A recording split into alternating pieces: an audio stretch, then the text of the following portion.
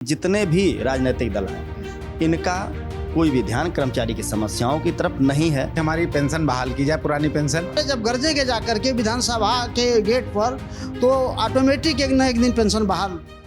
लोकसभा चुनाव के 3 चरण बीत चुके हैं, 4 चरण बचे हैं, आधा चुनाव खत्म हो चुका है और ऐसे में आज हम फिर से सरकारी कर्मचारियों की बात आपके सामने लाने जा रहे हैं।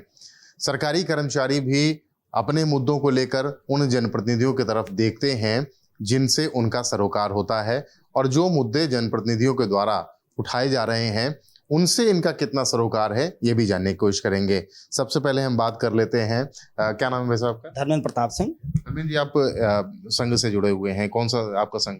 मैं अध्यक्ष हूँ UP agriculture department ministerial service association, साथ ही यूपी कृषि विभाग के समस्त कर्मचारी संगठनों का जो महासंघ है उसका भी अध्यक्ष हूँ। अच्छा, ये बताइए कि जो संघ आप लोगों का काम कर रहा है, जो सरकारी कर्मचारी आप लोग हैं, चुनाव चल रहा है, रोजाना में क्या घटनाक्रम हो रहे हैं? प्रधानमंत्री से लेकर राहुल गांधी, सोनिया गांधी, प्रियंका गांधी, अखिलेश यादव, ममता बनर्जी, ओवैसी, सभी लोगों के बयानों को आप देख रहे हैं।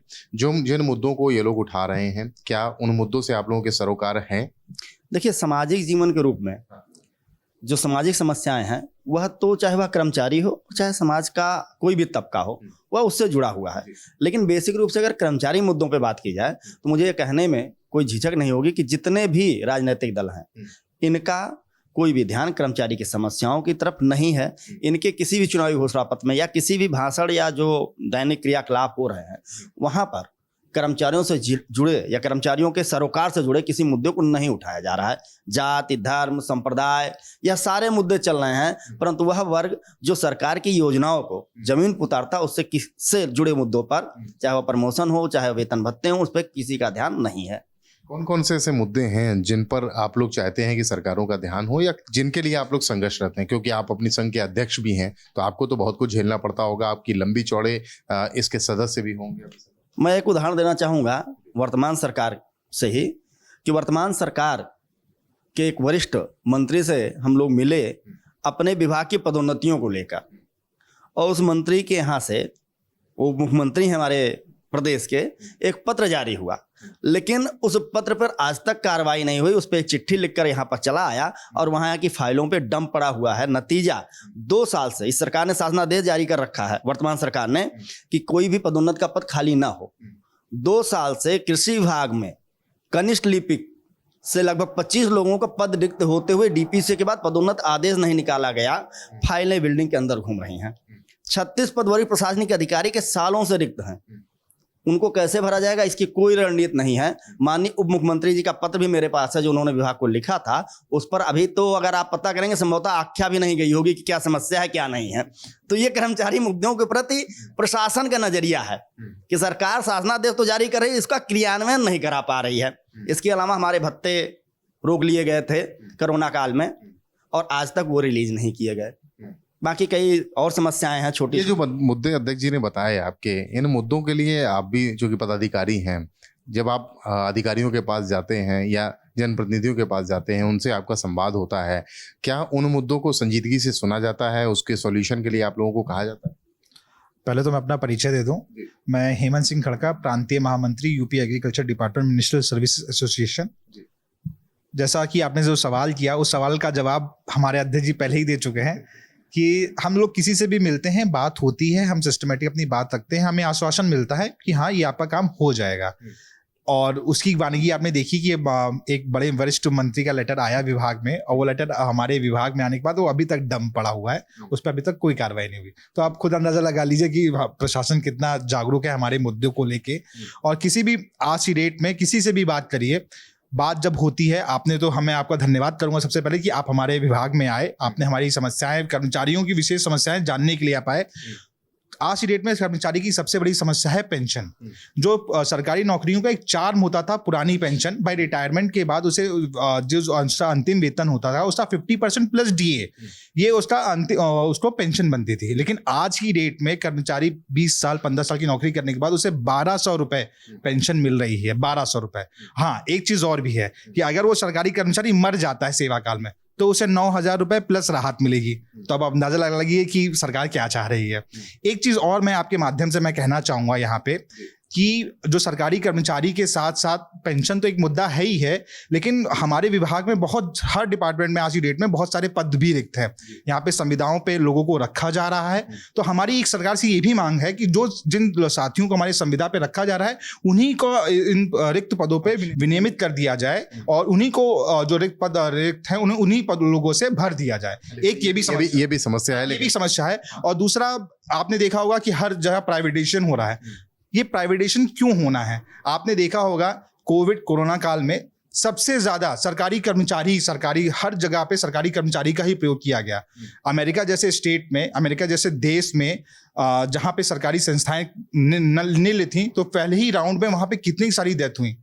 तो हर काम हम लोग करते हैं भाई, सरकार कोई भी कार्य योजना बनाती है उसे धरातल पे करने वाले तो हम ही सरकारी कर्मचारी बिल्कुल है, हम ही लोग हैं। और हम ही लोगों को अगर हमारे मेल जो भत्ते हैं उनसे दूर रखा जाएगा तो फिर हम क्या क्या कर सकते हैं। कई सारी समस्याएं, कई सारे मुद्दे भी हैं। आपके मुद्दे क्या हैं? आपको क्या लगता है कि क्या मुद्दे हैं? आप हमारे मुद्दे अध्यक्ष जी और महामंत्री जी बता चुके हैं पहले ही, उसमें हमें कोई टिप्पणी नहीं करनी। जब आप वोटिंग करने जाएंगे तो क्या मुद्दे आपके जहन में होंगे? हमारे मुद्दे यही होंगे कि हमारी पेंशन बहाल की जाए, पुरानी पेंशन, क्योंकि ये हम 40 साल तक न्यूनतम जो है, लगभग जो है 40 साल तक सेवा करते हैं और हम जो है जब घर जाते हैं पेंशन नहीं लेके जाएंगे तो हमारे जो है बात के क्या हालात होंगे ये आप समझ सकते हैं। चिंता होती है बात के हालात। और जो राजनीतिक दल हैं वो एक दिन शपथ ले लेते हैं और जितनी बार विधायक बनते हैं उतनी बार पेंशन उनको मिलती। मेरा यही जो है मुद्दा रहेगा कि जो मेरी पेंशन बहाल करेगा मैं उसे टारगेट करूँगा। बिल्कुल, आपका मुद्दा क्या रहेगा?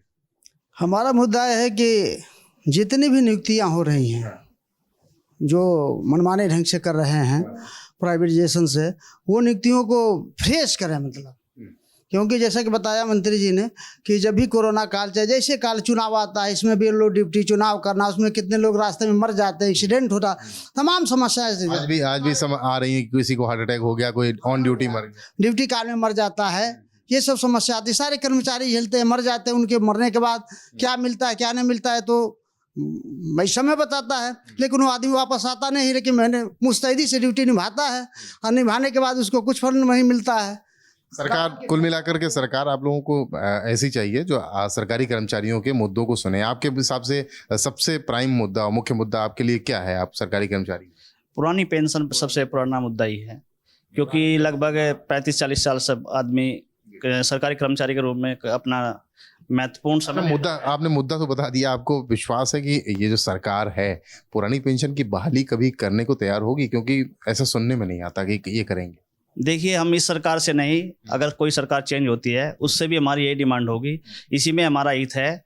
हम जब तक डिमांड पूरी नहीं होती डिमांड करते रहेंगे, ये हमारा एक तरह से कर्तव्य भी है। उम्मीद आप लोगों को लगती है, जैसे हिमाचल में हो गया, कई अन्य प्रदेशों में हो गया, वहाँ पुरानी पेंशन को बहाल कर दिया गया, तो उम्मीद तो है, पूरा उम्मीद है, होना है। लेकिन हो सकता है गवर्नमेंट चेंज हो जाए तो हो जाएगी, नहीं आज नहीं कल होना कि सारे जो पुराने कर्मचारी सब रिटायर हो रहे हैं। माना कि 10% 5% पुराने कर्मचारी बचे हैं, सारे नए आ गए 90%। तो जब 90% का लेंथ बढ़ा है तो सारे जब गरजेंगे जा करके विधानसभा के गेट पर तो ऑटोमेटिक एक न एक दिन पेंशन बहाल। आपको क्या लगता है? अगर सरकारी कर्मचारी जैसे अब दबाव बना रहे हैं, और ये एक मुद्दा ऐसा मुद्दा है जो अब लोगों में एक अपना बड़ा रूप ले चुका है, तो इससे सरकारें बनने भी लगी हैं। तो मुझे लगता है कि भविष्य में अगर कोई भी सरकार आएगी वो इसके लिए अगर कार्य करेगी और इसको लागू करेगी तो जनता से फिर उसको दोबारा बहुमत से उसको चुना जाएगा। और आप लोगों से पूछूंगा कि आप लोग जब वोट करने जाएंगे, सरकारी कर्मचारी भी अपनी ड्यूटी भी करते हैं, तो मतदान के समय आप लोगों के जहन में क्या क्या मुद्दे रहेंगे? सर, जैसे भी हमारे अध्यक्ष जी, महामंत्री जी ने बताया कि कर्मचारी हित हमारा है, सब सामाजिक और कर्मचारी हम दोनों ही रूप से जुड़े हुए हैं सरकार से। तो जब सामाजिक मुद्दा है तो सरकार का जो है वो सभी के लिए बराबर है, बट कर्मचारी मुद्दे होंगे तो कर्मचारी हित, जैसे पुरानी पेंशन है हमारी और भत्ते हैं जैसे हमारे जो बंद हुए हैं, वो सारे मुद्दे हमारे दिमाग में होंगे।